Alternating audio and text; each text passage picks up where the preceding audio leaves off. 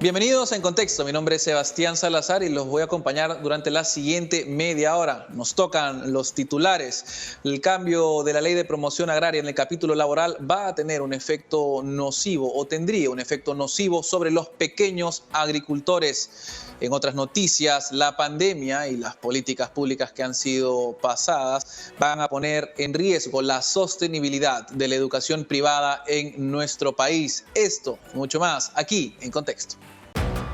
En Contexto llega gracias a la Fundación Naumann, Universidad César Vallejo, examen de admisión 21 de febrero y los portales.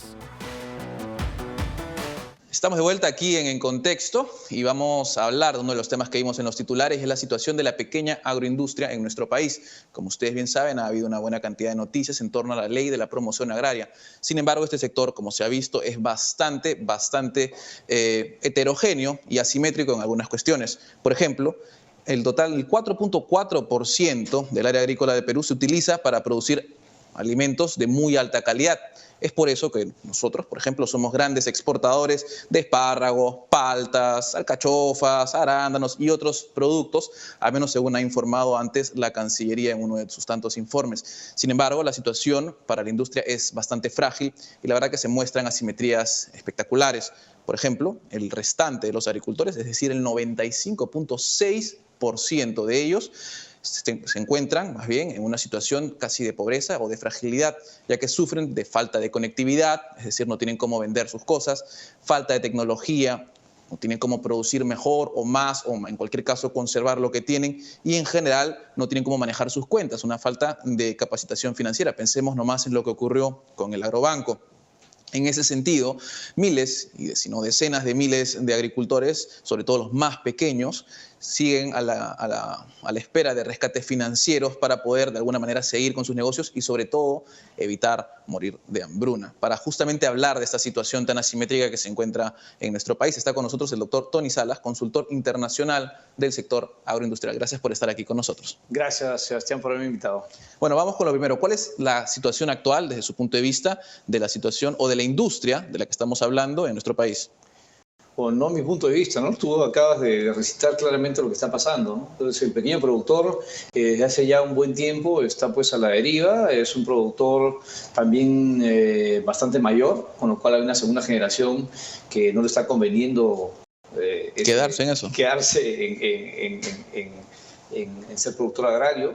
Yo calculo que la agricultura familiar, la pequeña agricultura debe ser pues el 95-97% de toda la agricultura del Perú, ¿no? Eso para explicar un poco, ¿la agricultura familiar significa los que producen para mantenerse o...? Para mantenerse y para vender en las ferias locales y producen alimento en abundancia, digamos, como país, ¿no? O sea, el 70% de la producción de alimentos en el mundo viene de la agricultura familiar. ¿De la agricultura familiar? Claro. Claro. O sea, es algo de lo que depende el mundo entero. Es digamos. obvio. O sea, nosotros hemos comido de eso, ¿no? O sea, comemos, no sé, pues lechugas, verduras en general, hortalizas y frutos, básicamente la agricultura familiar. Granos, o sea, el maíz del pollo, etcétera. Entonces, es importante entender el arroz, que dependemos muchísimo de esa agricultura, que hay que seguirla manteniendo, ¿no? Y están, pues, en la situación en la que tú acabas de decir. Ahora, es interesante porque has mencionado varios temas y no se conceptualiza al menos el tema de la pobreza, ¿no? El tema de la pobreza rural es una consecuencia. O sea, creen que se soluciona con plata y en verdad se soluciona con acceso. O sea, él es pobre porque no tiene acceso a la tecnología, al conocimiento, al financiamiento, a los mercados. A los mercados en general. Así es. Y esa falta de acceso hace que en consecuencia sea pobre.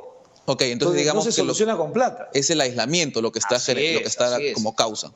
El aislamiento y la falta de capacitación, la falta de herramientas, ese acceso al que la falta de competitividad lo deja pues fuera, ¿no? Entonces, ese acceso sí lo tiene el agroexportador de la costa. El grande, claro. Claro, entonces tiene acceso a la tecnología, al financiamiento, a los mercados, y en eso es competitivo y por eso no es pobre. Ahora, ¿hay alguna diferencia? O sea, digamos, claramente hay un porcentaje bien chiquito que es los más grandes y la mayoría está con los que nos está escribiendo. ¿Hay alguna diferencia tal vez geográfica? Me está diciendo los de la costa, contra qué otras zonas, o es de alguna otra forma que tiene que ver con simplemente acceso? Yo creo que tiene que ver solamente con el acceso. Evidentemente el acceso en la costa es menos severo que en la sierra, y en las zonas más alejadas de la selva es mucho peor, ¿no? Entonces ahí sí hay una diferencia importante. Y hay también el tema de la informalidad, ¿no? Porque claro, ese 95-97% de la agricultura en el Perú es al final informal. Ahora, y justamente, y tal vez entrando un poco, la ley de la promoción agraria o de empleo, la parte que sí se ha estado discutiendo recientemente, entiendo, por lo menos de lo que se ha propalado, que no afecta particularmente a las personas que se encuentran en informalidad o los que se encuentran produciendo para supervivencia, ¿cierto? O sea, o sea, ¿cuál es el efecto que tendría estas discusiones que se están teniendo en el Congreso y por las cuales ha habido protestas? Bueno, los afecta en el sentido de que aquel que podía haber sido formal ahora queda totalmente desincentivado, ¿no? O sea, afecta en el sentido de que no está yendo a favor de la formalidad, sino está yendo en contra. Creo que eso ha sido un mal paso del Congreso para variar. Considero que no ha sido una negociación justa para ninguna de las partes. Creo que el Estado no se ha dado cuenta que era la tercera pata de la mesa, y como tercera pata de la mesa ha tenido que balancear las cosas, ¿no? Decir, oye, mira, ya, el trabajador quiere que le paguen más, me parece bien que le paguen más. Oye, pero yo no le puedo pagar más, porque, bueno, no te preocupes. Yo como Estado voy a generar drawbacks, otros subsidios, otras ayudas, otros sistemas para que el trabajador esté bien compensado, tú puedes hacer ese pago y yo sigo adelante. Entonces, lo que han hecho es simplemente seguir tratando de apretar al formal, ¿no? Que son muy pocos, 5% de la formal, ¿no? Desincentivar al informal para que se convierta en formal, ¿no? Y más bien promover para que el formal, el día de hoy, vaya a encontrar otros caminos que lo lleve pues un poquito también a la informalidad para compensar esos costos adicionales, ¿no? Ahora, justamente, y tal vez hablando un poco de lo que viene a ser la producción, ¿cierto? ¿Cuánto de los que producen, de los que son esta gran mayoría, producen en exceso lo suficiente para vender, para bueno, ir al mercado, que de arranque estamos diciendo que es complicado acceder a esos mercados, o cuántos son, digamos, que solo producen para subsistir, ¿no? La gran mayoría. Ahora, yo te diría que el gran problema de esta asimetría que tú has explicado es que el pequeño productor se siente fuera de todo ese contexto de la agroexportación. O sea, él siente que la agroexportación es algo así. Claro, es algo así de costado para cuatro ricos que hacen esto acá en la costa y exportan a los mercados competitivos, y ellos están fuera produciendo maíz para los pollos, arroz y otras cosas de pan llevar. Entonces, el problema es ese, ¿no? Que no ha sabido el Estado cómo incluirlos en esa cadena de valor, cómo hacerlos parte de este boom y cómo ellos también sentirse orgullosos de que cuando una palta llega pues a Europa, ¿no? Es parte de su trabajo. Ahora, y ha sido tremendo boom. Tremendo boom. El tema es que no hemos sabido incorporar a la pequeña agricultura en este desarrollo. Y no lo ha sabido hacer Agrobanco, ni Cofid, ni ninguno de esos jugadores, ¿no? Bueno, sí, y en efecto, digamos, el tema del Agrobanco es algo particular porque han tenido que rescatarlo, es un tema bastante complicado desde el punto de vista de financiamiento, y esa es otra de las patas que de hecho tiene que ver, ¿no? O sea, por el tipo de trabajo que es el trabajo agrícola, es estacional, necesitas a veces extensiones, créditos puente, qué sé yo. ¿De qué manera, digamos, se podría habilitar tal vez educación financiera, qué sé yo, a las personas que más lo necesitan, ¿no? Lo más importante es reactivar todos los sistemas de extensión que tienen otros países. Okay. Es decir, el que llega con la información y es un solo articulador que le puede enseñar desde tecnologías agrarias hasta cómo gestionar la finca, cómo vender, a dónde vender, precios, etcétera, ¿no? Entonces, eso se ha roto en el momento que la extensión se le deja a la Dirección Regional Agraria de cada gobierno regional. Entonces, el Ministerio de Agricultura, cuando se hizo la descentralización, ya no tiene ninguna injerencia sobre la Dirección Regional Agraria. El Ministro de Agricultura no es jefe de ninguno de ellos. ¿Y antes de eso, digamos, eso funcionaba bien? Bueno, en todo caso tenía injerencia, o sea, tenía un plan nacional agrícola que después se plasmaba y sí iba a todas las regiones. Ahora él tiene un plan nacional agrícola y para el director regional de Cajamarca eso puede ser una sugerencia nomás. Yo tengo mi propio plan, ¿no? Entonces cada uno tiene su propio plan, cada uno hace lo que quiere y el Ministerio de Agricultura en verdad está en el baile de los que sobran. O sea, tú mañana sacas al Ministerio de Agricultura, deja de existir y no pasa nada. Es uno de los ministerios que sobran el día de hoy.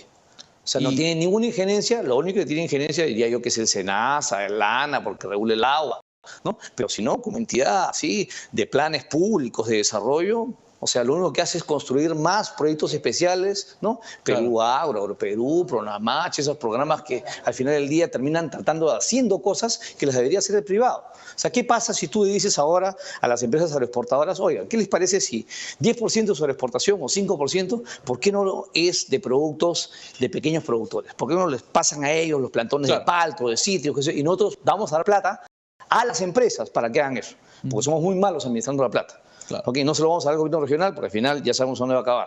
Entonces, agarras al productor grande y lo haces a él, al gran articulador de la pequeña agricultura. Te apoyas, digamos, en las tecnologías de escala, ese es un modelo que existe, que nosotros lo hemos llevado a otros países del mundo, se llama Impact Farming, y el Impact Farming es algo que funciona. Y ese modelo podría ser un modelo que puede funcionar acá. Tú tienes a Caposola, a Cerro Prieto, a Agrocasa, todos ellos articulando a pequeños productores también y exportando junto con su producto el producto de los pequeños productores. Entonces, en ese momento, si el pequeño productor se siente parte de esta fiesta, se siente ganador, además se le incluye, digamos, ¿no? Y el privado va a querer, entiendo yo, la idea es va a querer integrar en estos conectividad, en estos accesos para mejorar, digamos, la y no lo dejas sembrando arroz en la costa, te agarras el arroz y lo llevas a la selva y promueves una política pública que no salinice las tierras. O sea, haces un montón de cosas, ¿no? En la compartimentalización de la agricultura que pueden financiar o beneficiar a la agricultura de la costa.